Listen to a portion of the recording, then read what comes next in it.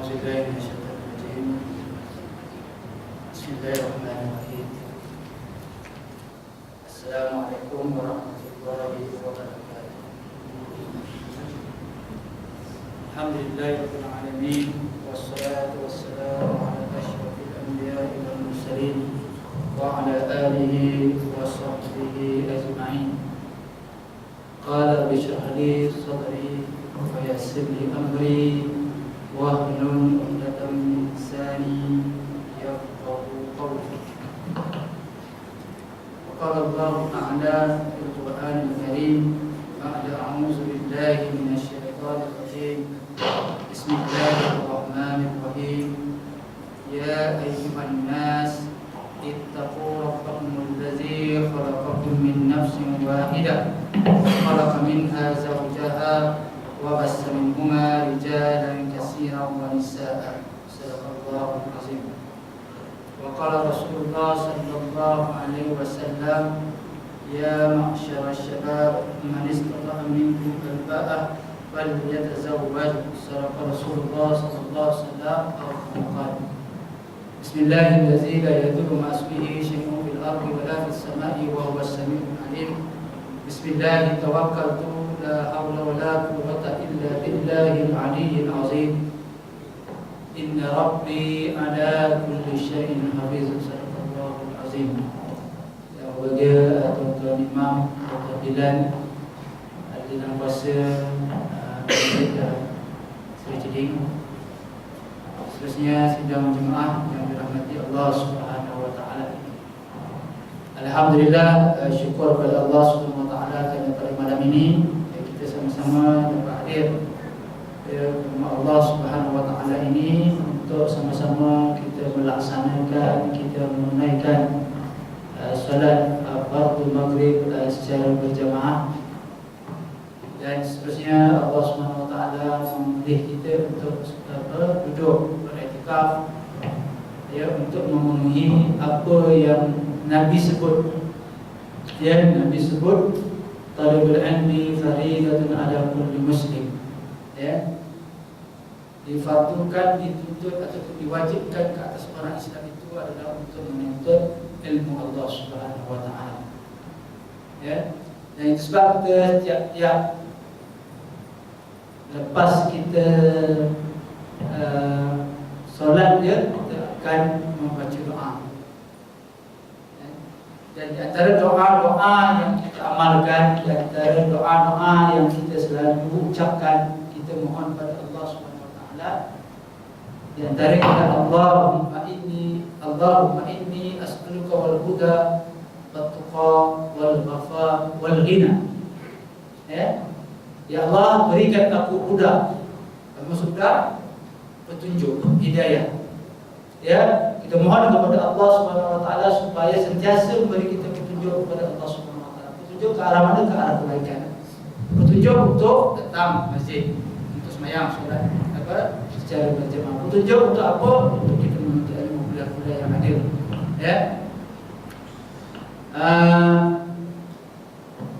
Wa tuqa. Kita mohon kepada Allah supaya kita ni diberi tergolong antara orang yang bertakwa kepada Allah Subhanahu wa taala.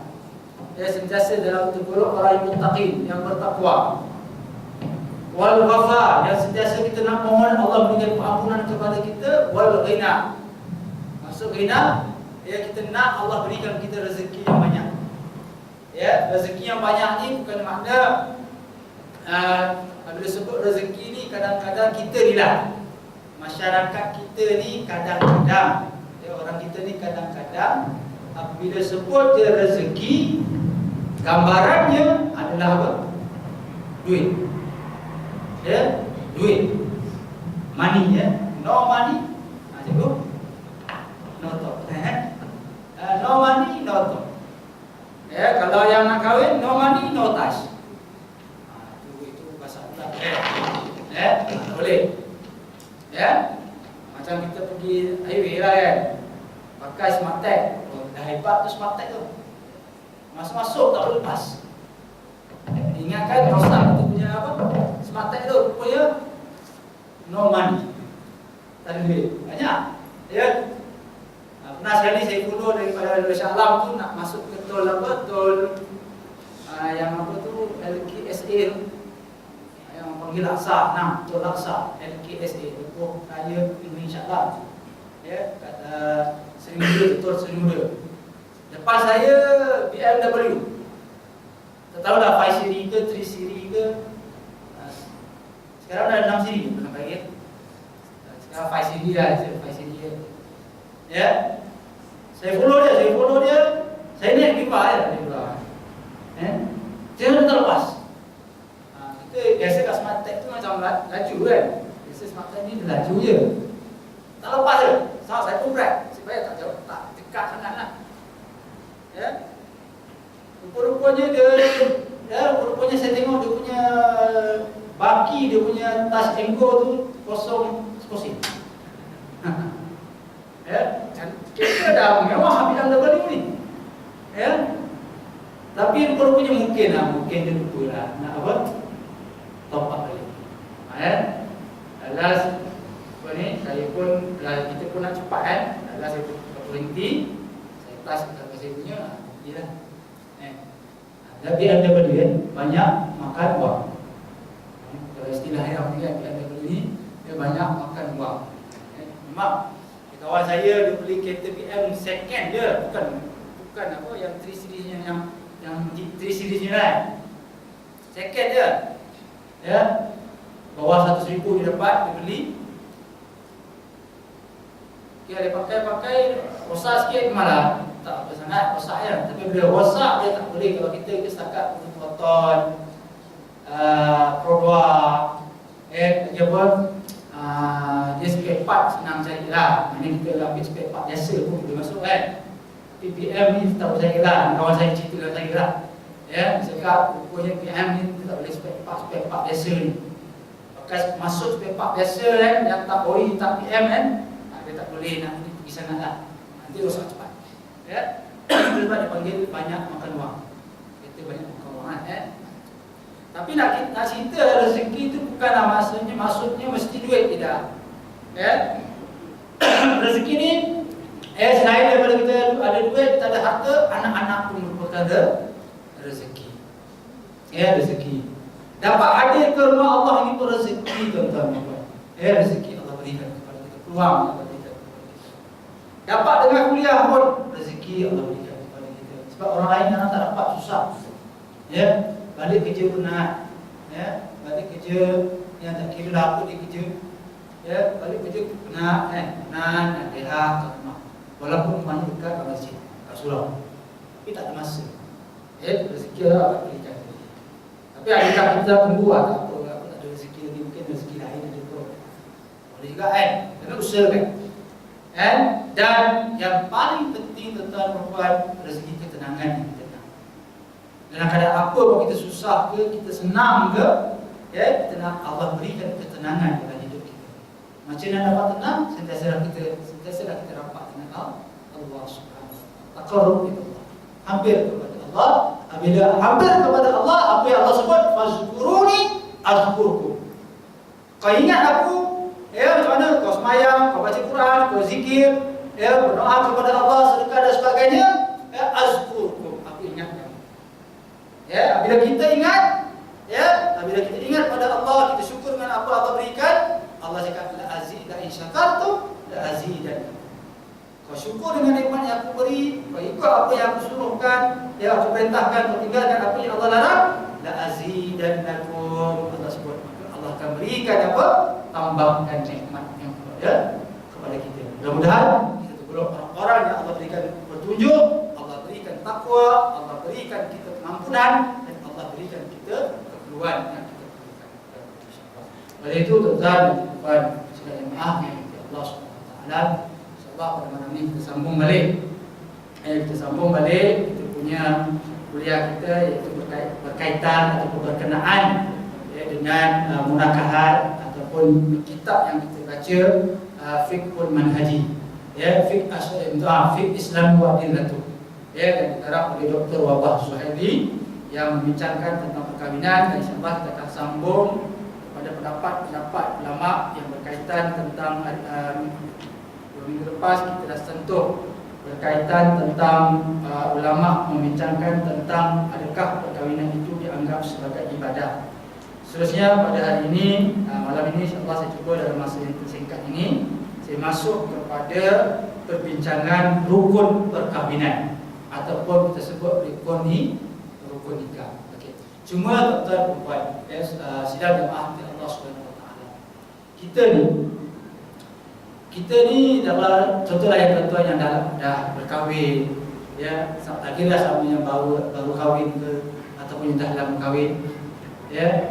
Bila sebut rukun nikah ni semua orang dah tahu dah. Ya, walaupun orang yang belum kahwin pun dia tahu rukun nikah. Tanyalah, yang sekolah menengah, saya tahun 4, saya tahun 5, tak silap saya lah. Saya tahun 4, tahun 5 lebih kurang lah. Dia dah ada subjek. Dalam dia punya mata pelajaran dia ada belajar bab perkahwinan. Saya lupa tahun 4 atau 5, lebih kurang. Tahun 5. Kalau SPM tu tahun 5 dah. SPM tahun 5. Bila sebut rukun nikah, kita dah tahu dah. Semua dah hafal. Kalau yang juru nikah kalau dia nak nikah kan, kalau ditanya tu insya-Allah lah, nanti ni dia akan hafal. Dia akan tahu rukun nikah. Tapi kalau rukun-rukun lain tu kita takut dia masih betul. Sebab saya pernah lah dulu masa baru-baru jadi pendaftar nikah ni baru pendaftar nikah ni kadang-kadang suruh juga saya tanya orang. Tengah muda umur 24 tahun dah jadi pendaftar nikah. Bila orang nikah saya tanya tanya rukun nikah, rukun Islam saja je lah. Bukan nak kita kata tak kira tengok dia punya faham tak faham. Bila saya tanya rukun nikah, rukun Islam, kadang-kadang ada yang tak boleh bezakan mana rukun nikah, mana rukun Islam. Saya tanya rukun Islam. Sebab rukun nikah ni biasa orang boleh jawab. Sebab nak nikah kan, mesti dia dah prepare awal.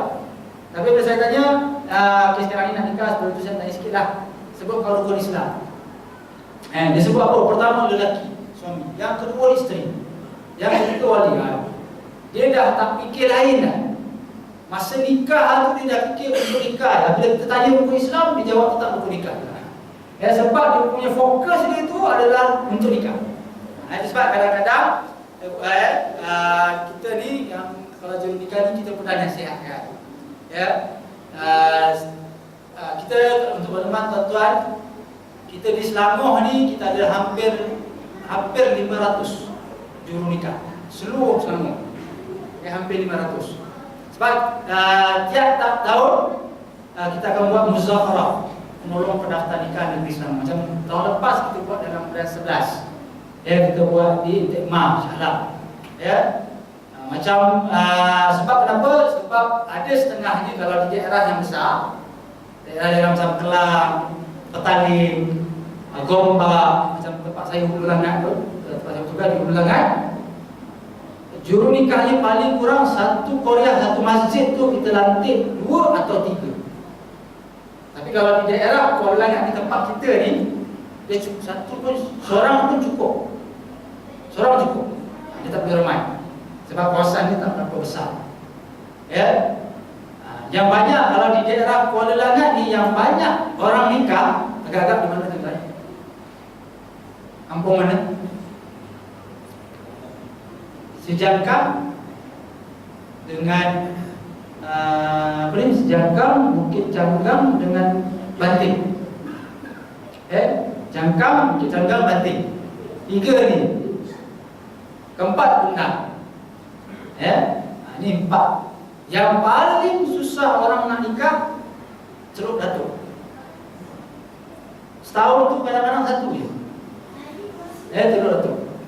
Sebab dia punya penempatan Celuk Datuk ni kebanyakan orang-orang lama lah. Orang-orang veteran.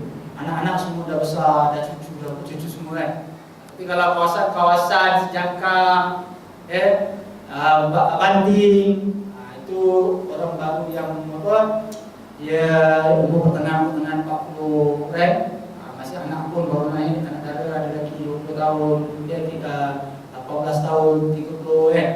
Tapi itu yang ramai maksudnya kita, tapi setakat ni kalau di daerah Kuala Langat ni satu masjid seorang juru nikah. Tapi kalau di daerah yang besar paling kurang 2 ataupun 3. Contoh kalau saya ambil di Kajang, Masjid Kajang. Kalau tuan-tuan pergi Masjid Jami' Kajang tadi, Pekan Kajang, di situ kita lantik 3 juru nikah. Sebab kawasan dia padat, taman banyak.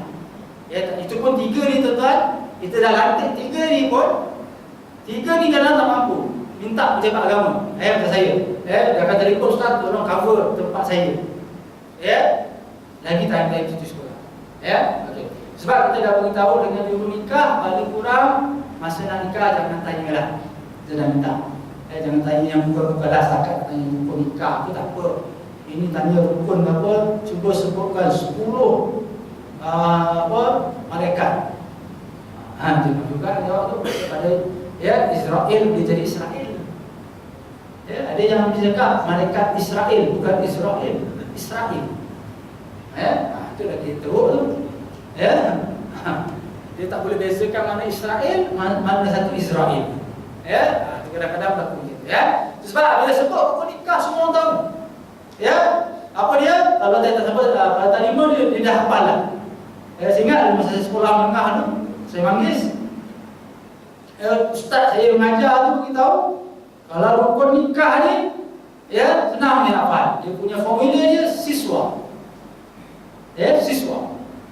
Apa dia siswa? S suami, I isteri, S saksi, W wali, A akad nikah.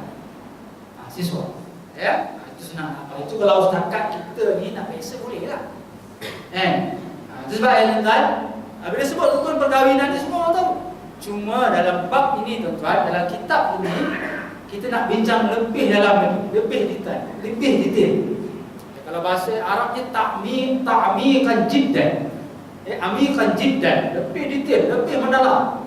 Kita akan bincang satu sama lain. Suami itu macam mana? Apa kelayakan dia? Apa kemampuan dia? Macam mana dia katakan suami itu, seorang itu lelaki itu boleh berkahwin? Macam mana bab walinya? Macam mana bab dia punya saksinya? Kita nak tengok saksi ni macam mana? Kriteria saksi macam mana? Kriteria wali macam mana? Itu yang kita bincangkan. Sebab kalau sebut pernikahan semua tahu lah, bab kahwin ni dah biasa dah. Tapi kadang-kadang kita tak faham lagi detail. Contoh dalam bab solat.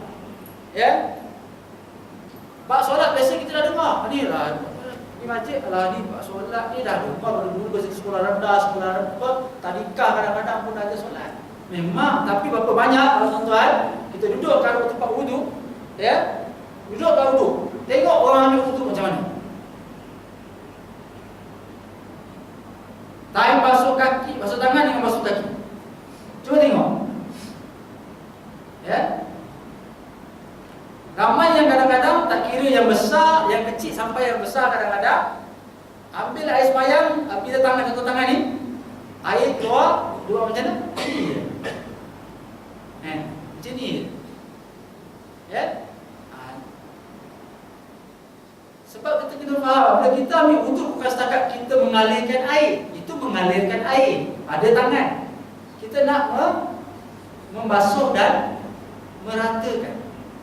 Faksilu aydiyakum, basuhlah. Bila basuh ni kita kena apa? Faksilu aydiyakum ila marafiq. Hingga ke mana marafiq? Bahasa Arab. Marafiq ni siku. Faksilu apa ni? Basuhlah tangan kamu ni hinggalah ke siku ni. Basuh maknanya apa? Basuh apa? Basuh. Kalau basuh bajunya nak. Kita sental kan? Kita gosok dia. Begitu dengan bila kita basuh tangan, kita kena gosok ni supaya air itu apa? Rata. Barulah dia katakan fasilu apa? Aydiyakum ilal marafiq.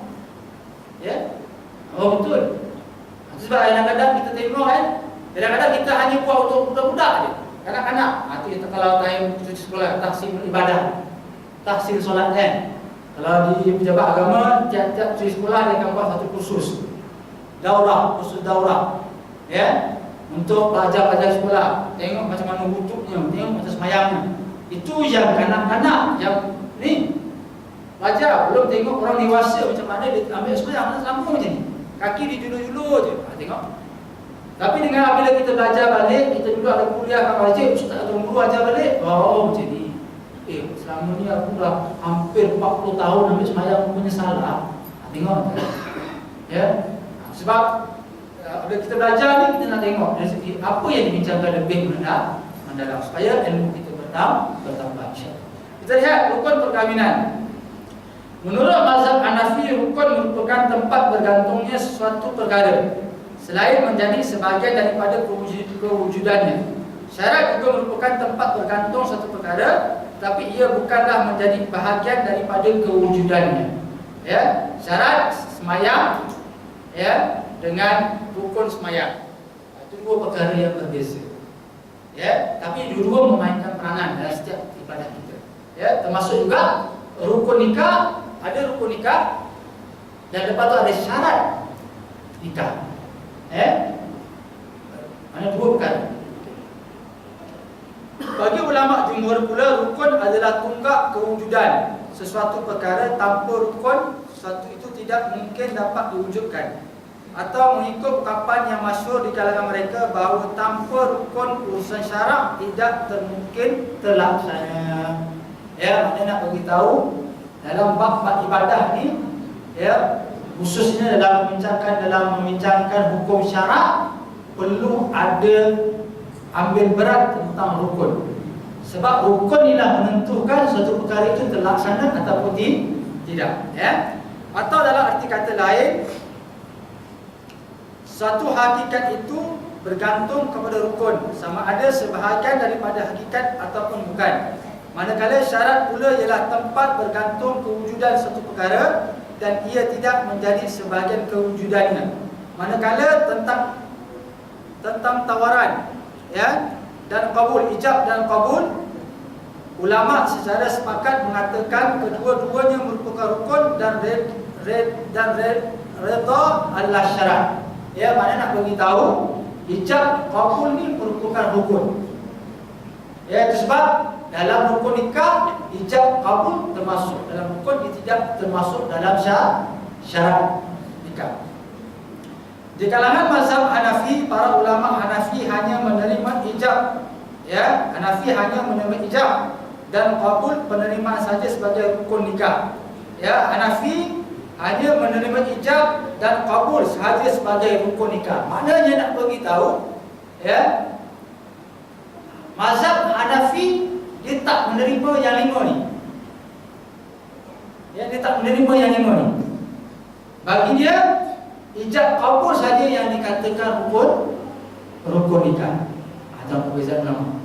Ya, sebab kita di Malaysia ni, khususnya di Malaysia, ya, ataupun kita berada di negeri Selangor, kita menerima pakai dari segi khususnya terutama dalam bab-bab hukum, termasuk dalam bab-bab perkahwinan, kita lebih muyul, cenderung kepada mazhab Imam Syafi'i.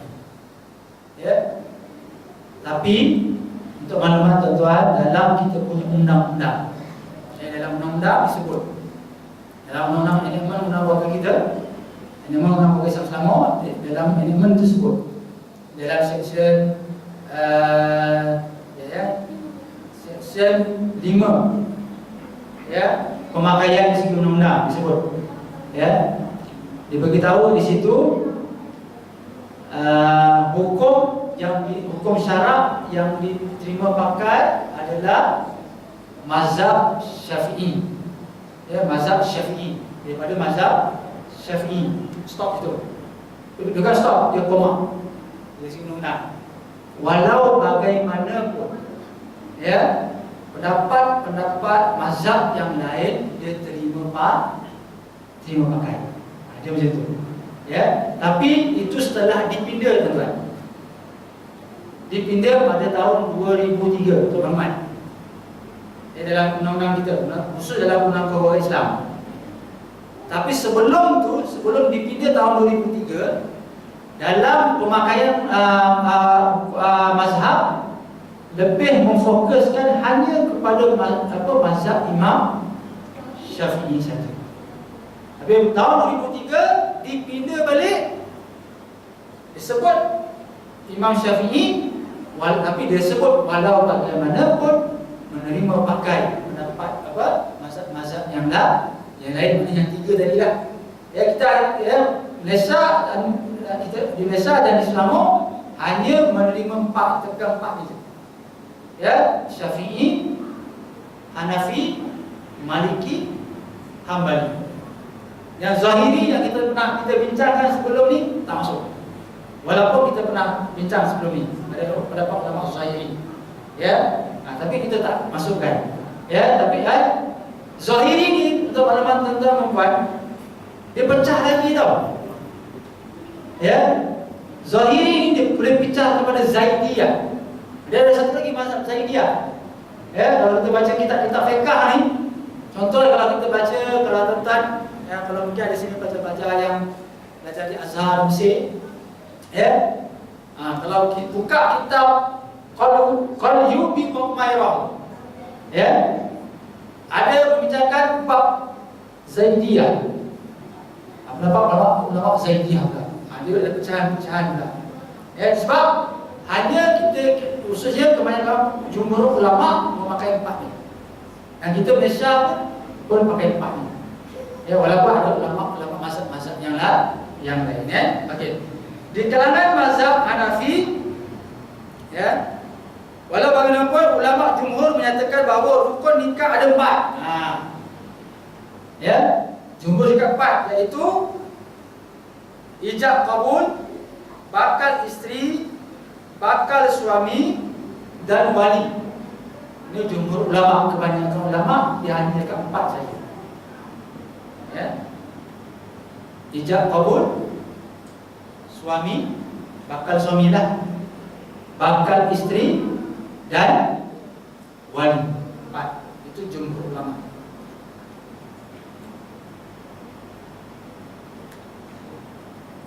Manakala perkara yang diakadkan, ya, bakal suami dan wali merupakan orang yang melakukan akad nikah. Manakala perkara yang diakadkan pula ialah kenikmatan seks yang dicari oleh suami isteri dalam perkahwinan. Mas kahwin pula tidak menjadi rukun kerana tanpa mas kahwin perkahwinan tetap akan sah. Ini.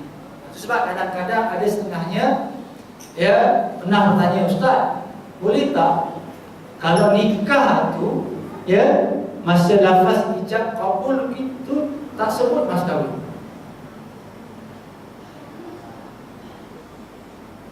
Tapi suami wajib berikan mas kahwin kepada isteri.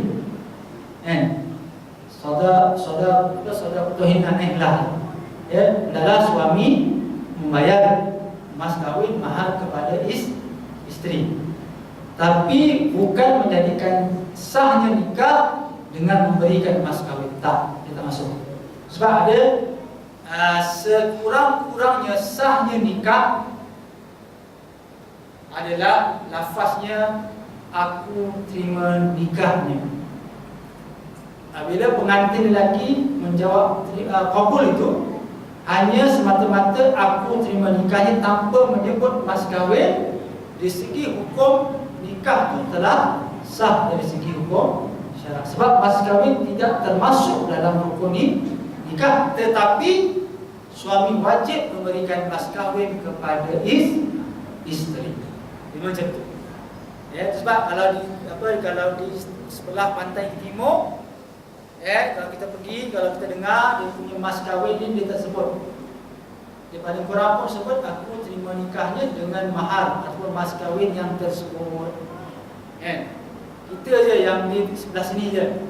Selangor, Kuala Lumpur, ya, Negeri Sembilan, Johor, Melaka, Perak, ya, dia sebut mas kahwin tu. Kita pun tapi ada juga kadang-kadang bila kita menikahkan satu pasangan, khususnya pengantin lelaki, yang kadang-kadang dia tak boleh sebut panjang-panjang. Ada macam tu. Dia tak boleh. Lagi yang kadang-kadang dia ada masalah lah, dari segi percakapan dia ada masalah, dari segi pemikiran dia ada masalah, dia tak gila tapi mungkin dia kurang sikit lah, bila kita suruh jawab kabul tu, aku terima nikah nikahnya, si fulanah binti sebulan dengan mas kawinnya sekian ringgit tunai. Panjang tuh, ya. Ada setengahnya pengantin yang dia ada masalah nak menyebut dan sebagainya, dia tak boleh sebut. Ajar macam mana? Tak boleh. Ya, kadang-kadang dah siap tulis pun tak lepas juga untuk pandai baca dalam sian. Ya, sehingga dalam zaman sekarang ni tuan-tuan dan puan,